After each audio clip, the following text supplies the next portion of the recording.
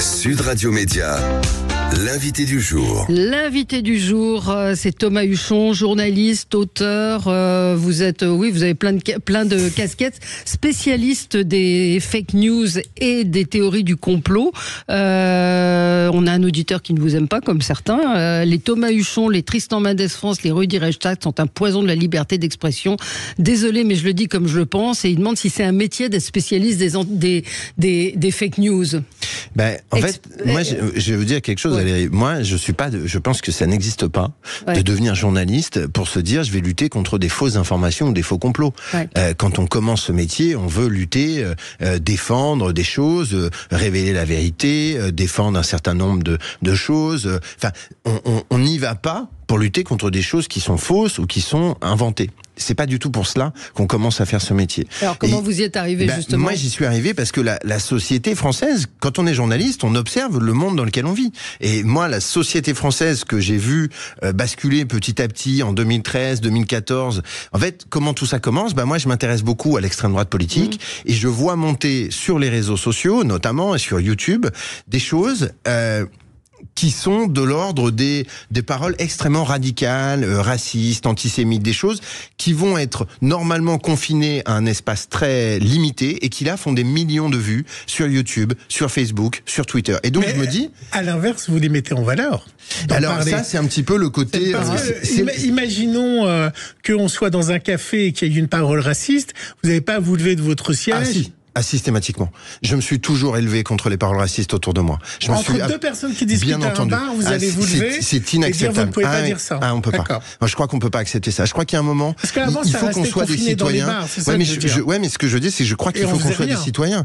Alors, on faisait rien. Souvenez-vous de ce qui s'est passé avec ces deux joueurs de rugby dans le 6e arrondissement qui ont été abattus par des militants d'extrême droite parce que ils se sont interposés une agression raciste à 4h du matin devant des mecs éméchés.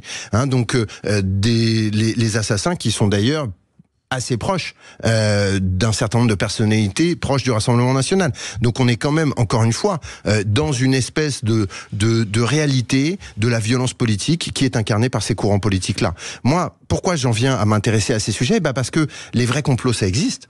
Et les vrais complots ont fait l'histoire. Ce qui se passe aujourd'hui, c'est un truc un peu bizarre.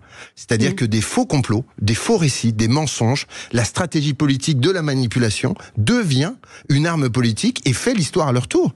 Comment Trump a gagné ? Trump, il prononce 96% de propos faux durant l'année 2016, qui est la campagne électorale qui l'amène au pouvoir. Qui détermine que c'est faux ?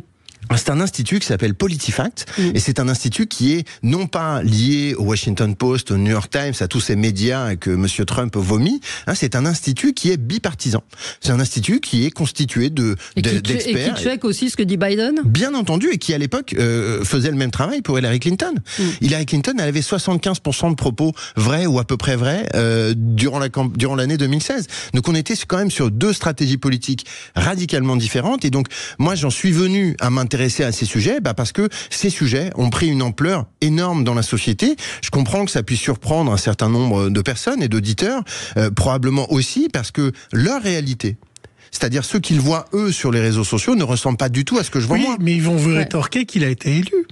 Alors, il a été élu, donc mais moi ça veut dire qu'il n'y a que des abrutis aux États-Unis ? Mais pas du tout. Ça veut dire que les gens ont bien le droit de faire les choix qu'ils souhaitent. Mais vous savez, moi je crois, Gilles, que vous êtes en train de me dire, je peux élire un menteur, ça me pose pas de souci. Mais en fait, d'ailleurs, si on regarde les sondages, il y a des enquêtes d'opinion très sérieuses qui ont été faites aux États-Unis justement en exposant des électeurs de Trump au fait qu'ils ne disaient pas la vérité.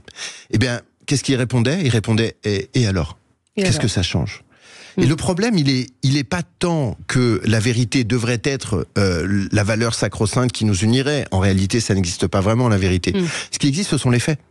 Mais même ça a disparu. Souvenez-vous de ce qu'avait dit la conseillère en communication de Trump. Nous avons des faits alternatifs. C'est-à-dire que même sur la notion de fait, on n'était plus en capacité de se mettre d'accord. L'autre problème, c'est que vous dites il a été élu. Oui, bien entendu. Mais je crois que chacun a le droit de croire ce qu'il veut. Mais je pense qu'on peut tous se mettre d'accord, y compris les auditeurs qui nous envoient ces messages, pas toujours très agréables pour moi, sur le fait que croire quelque chose sur la base d'une connerie, c'est une connerie. Et donc je crois qu'il faut qu'on arrive à tous se mettre d'accord là-dessus. Alors, oui, mais avant c'était les journalistes. qui disait ou qui débunkait une information. Et à ce moment-là, il avait la parole. C'est-à-dire qu'aujourd'hui, avant, on allait voir un médecin, il vous disait, vous me prenez 3 aspirines et puis ce médicament. Vous avez une grippe. Et maintenant, vous allez sur Doctissimo ou ailleurs sur Internet qui vous dit, ce médicament est très dangereux et machin. Ça veut dire que le médecin qui est censé avoir fait plein d'études et être scientifique, maintenant, même lui, on ne croit plus la parole. Et il est arrivé la même chose aux journalistes. Alors, les enquêtes d'opinion, il y a eu au mois de mars le baromètre de l'esprit critique qui a été publié par Universcience et qui montre ce que vous dites. C'est-à-dire qu'il y a une partie de la population qui est dans une forme de défiance quasiment généralisée.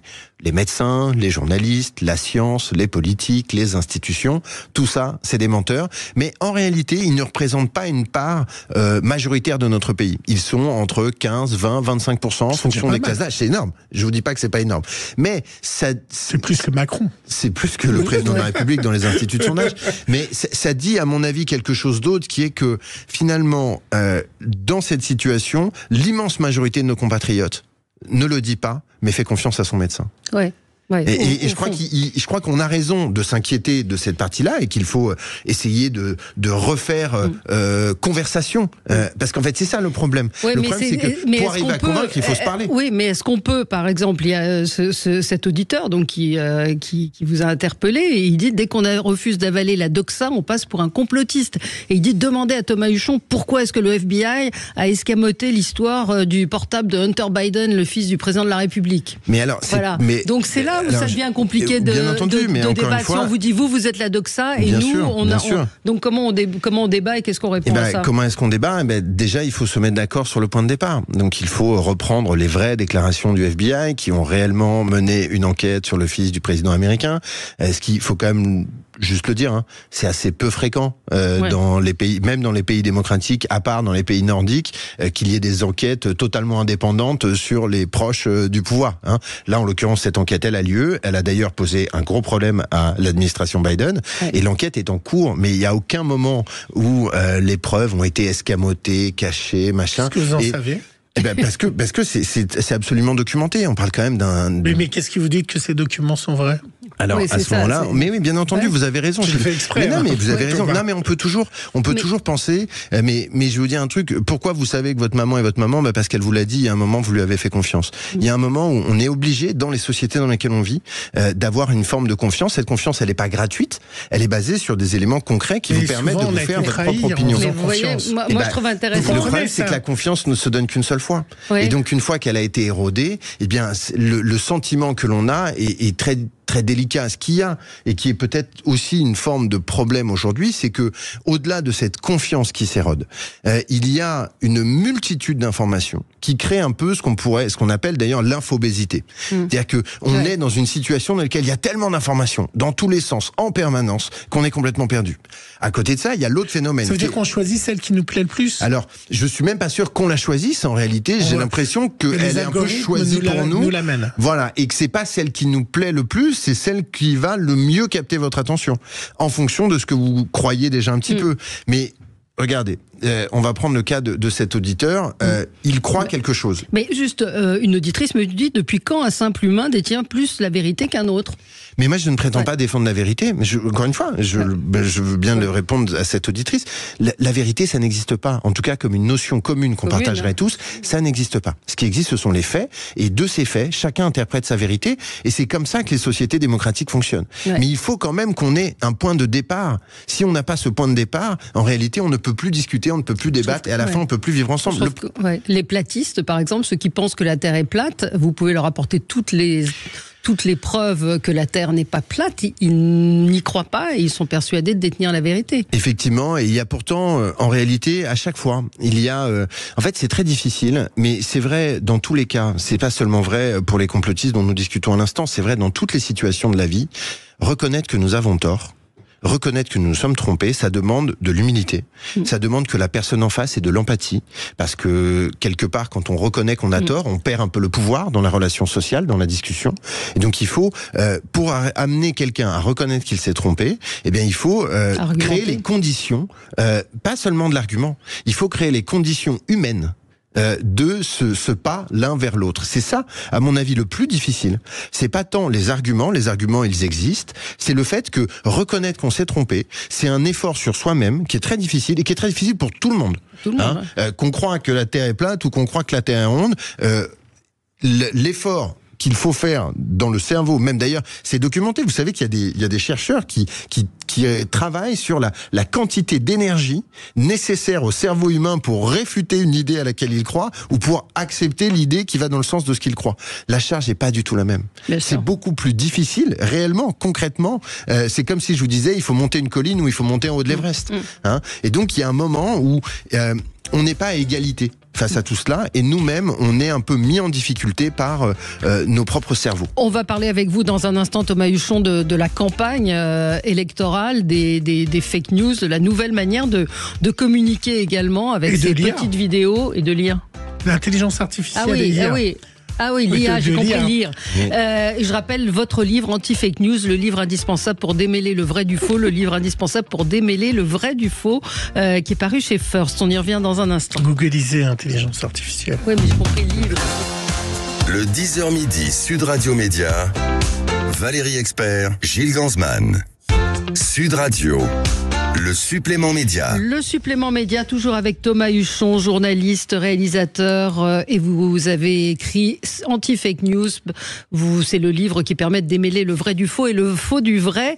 On va parler avec vous de la... Un livre aussi sur Trump, qui a bien fonctionné. Et puis le site que vous avez, je ne sais pas s'il existe toujours. Est-ce qu'on peut toujours voir ce documentaire que vous aviez fait sur le sida à Cuba? Oui, Spicy l'héberge toujours. Et effectivement, après, vous savez, l'avantage, c'est l'un des petits avantages d'Internet, c'est que nos films sont piratés quand les gens les aiment et donc ils les mettent un peu partout.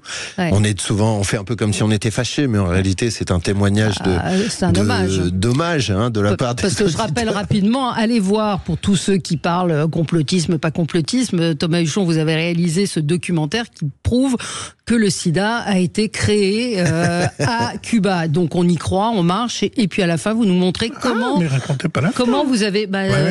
construit. L'idée, c'est le début du film, c'est de montrer comment on peut construire une fake news. En fait, c'est comme ça que je me suis intéressé aux théories du complot, c'est en essayant de comprendre comment ça fonctionne un mensonge, et ensuite comment ça fonctionne la diffusion sur les réseaux. Et on a essayé, effectivement, on était dans une année 2015 un peu douloureuse, où effectivement, on a tous, je pense, pris conscience de l'impact des théories du complot après Charlie, après les attentats du Bataclan. On a tous vu ces trucs-là venir sur nos murs d'actualité, quelles que soient nos croyances ou nos convictions. Et je crois que c'est le moment où la société française a pris un peu conscience de l'impact du phénomène. Mais allez voir le film sur les réseaux. Alors Stéphane, notre auditeur qui sait tout, me dit parler du rasoir d'Occam, et le premier titre de compréhension à toute chose, c'est Dunning-Kruger. Alors l'effet Dunning-Kruger, c'est extrêmement intéressant, l'effet Dunning-Kruger, parce que c'est quelque chose dont on est tous un peu victimes. C'est un effet qui a été théorisé par deux chercheurs, Dunning et Kruger, ça s'appelle l'ultra-crépidarianisme. C'est le fait que quand on s'intéresse à un sujet, on a immédiatement l'illusion de beaucoup mieux maîtriser ce sujet qu'on le maîtrise réellement. Comment est-ce que les deux chercheurs ont théorisé ce truc-là? Eh bien, grosso modo, ils ont découvert un fait divers dans les années 90, un homme qui braque des banques à visage découvert. Il braque les banques à visage découvert, au bout de la 3e banque, il se fait serrer par les flics. Et il comprend pas. Et quand les policiers viennent l'arrêter, ils lui disent mais ben voilà, vous êtes arrêté. Il dit mais comment vous m'arrêtez? Comment vous m'avez reconnu? Les policiers s'arrêtent, tu dis mais monsieur, vous braquez des banques à visage découvert. Il y a des caméras, il y a des témoins, on vous a reconnu. Il dit ah mais non, c'est pas possible que vous m'ayez reconnu. Moi, je m'étais enduit le visage de jus de citron. Le policier reste quoi? Mais oui, chers auditeurs, comme l'encre invisible. Le jus de citron, c'est l'encre invisible. Souvenez-vous, romantique que vous êtes. On prenait une plume, un peu de jus de citron, on écrivait des jolis mots sur une feuille blanche, on la passait devant une source de chaleur et se révélait nos petits mots d'amour. C'était quand même autre chose que les dick pics que s'envoient les gamins aujourd'hui sur Snapchat. Mais bon, passons. Mais en tout cas, lui était persuadé de maîtriser l'encre invisible au point de se dissimuler aux forces de l'ordre quand il commettait des braquages. Donc là, on est vraiment dans un truc absolument dingue. Et donc, les chercheurs se regardent et disent, dis donc, Dunning, oui, Kruger, mais comment peut-on être aussi con? Eh ben, en fait, ils ont théorisé ce truc, et donc on prend un axe, on va monter très très vite sur ce qu'on appelle la montagne de la stupidité. Ça veut pas dire qu'on est stupide, ça veut dire qu'on croit maîtriser beaucoup mieux un sujet qu'on le maîtrise vraiment. Et c'est d'ailleurs vachement plus dangereux que d'être stupide en réalité. Parce que quand on est stupide, on a plutôt tendance à se taire. Quand on a l'impression d'avoir maîtrisé un sujet, eh bien là, on en parle toute la journée. Et là-dessus, vous mettez les réseaux sociaux. Et qu'est-ce que ça crée ? Ça crée la possibilité à n'importe qui de dire n'importe quoi, y compris des choses qu'ils pensent avoir compris, mais qu'ils ne maîtrisent pas, et qui vont paraître hyper sérieuses et hyper scientifiques à des gens qui vont eux-mêmes tomber dans l'effet Dunning-Kruger. En réalité... Donc vous pensez que les complotistes pensent savoir tout, mais ils ne savent rien ? Je pense qu'ils surestiment leur capacité, en tout cas qu'ils surestiment leur connaissance réelle de tout un tas de problèmes, mais je crois que c'est notre cas à tous. Mais parce que derrière, c'est pour passer pour quelqu'un d'intéressant. Alors, il y a un rapport social, vous avez raison, celui qui sait, c'est celui qui a le perchoir, et donc il parle, qui a de l'influence autour des autres, mais je voudrais revenir, en fait, vous parliez du Covid tout à l'heure, durant Hors antenne. Ouais. Le moment où moi j'ai découvert l'effet Dunning-Kruger, c'est le moment où un homme a été persuadé d'avoir découvert sur Internet la preuve que l'Institut Pasteur avait fabriqué le virus. Il a découvert un document de brevet issu par l'Institut Pasteur en 2005 qui parle d'un Covid. Ce document de brevet est extrêmement nomenclaturé, il est extrêmement juridique, c'est-à-dire qu'il a des parties très précises. Mais si on ne sait pas lire un document de brevet, on ne peut pas le comprendre. Moi, je ne peux pas le lire, je ne sais pas le lire, donc je ne prétendrai pas le comprendre. Cet homme découvre ce document, il lit le document dans une vidéo sur Facebook et il dit voilà, j'ai la preuve, regardez, lui c'est l'inventeur. Parce que sur le document de brevet, celui qui séquence le génome d'un virus, il est qualifié d'inventeur. Parce que les documents de brevet ne sont pas faits à la base pour des séquençages de virus, ils sont faits pour le concours Lépine. Et celui qui a inventé un micro, une tasse à café révolutionnaire, et donc il est l'inventeur. Lui, il va sur Facebook, la vidéo est vue 3 millions de fois, il va être attaqué en diffamation par l'Institut Pasteur, et il va être condamné. Oui, mais le professeur de Marseille, lui, c'est un sachant.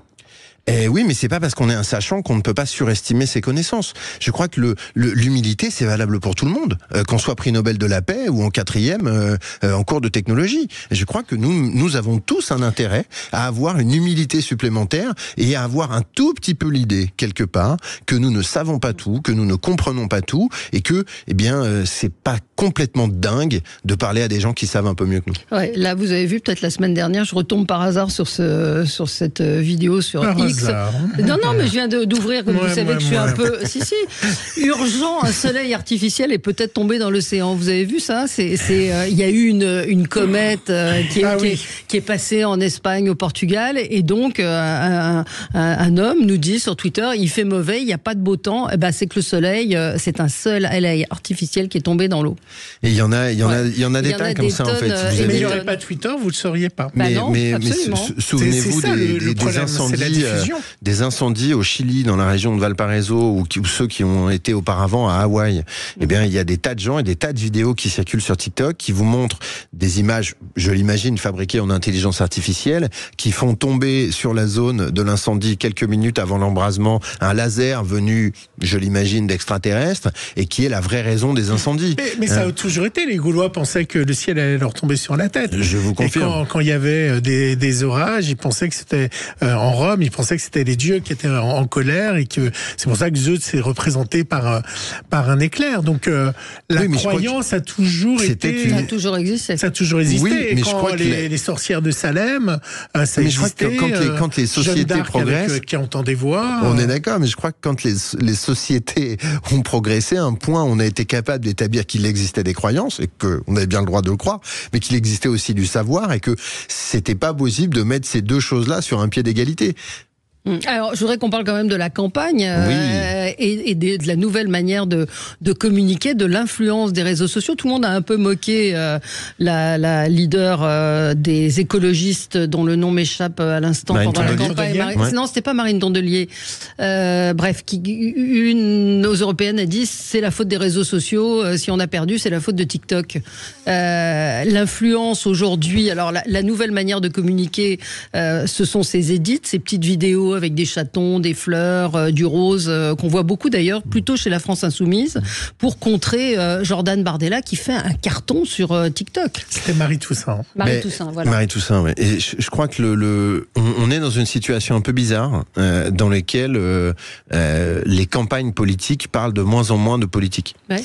Parlent de moins en moins des programmes, posent de moins en moins d'arguments politiques sur la table et créent une espèce de concours de likes, hein, de concours ah bah tiens, il faut qu'on m'aime, de popularité quelque part. Et je crois qu'effectivement, c'est aussi l'un des impacts de cette mécanique permanente à laquelle nous sommes confrontés sur les réseaux sociaux. C'est-à-dire que on est désormais plus dans un truc dans lequel on doit être d'accord avec les gens, on doit les liker ou ne pas les liker. Et ben quand on est d'accord, on a réfléchi et on a utilisé un peu son cerveau.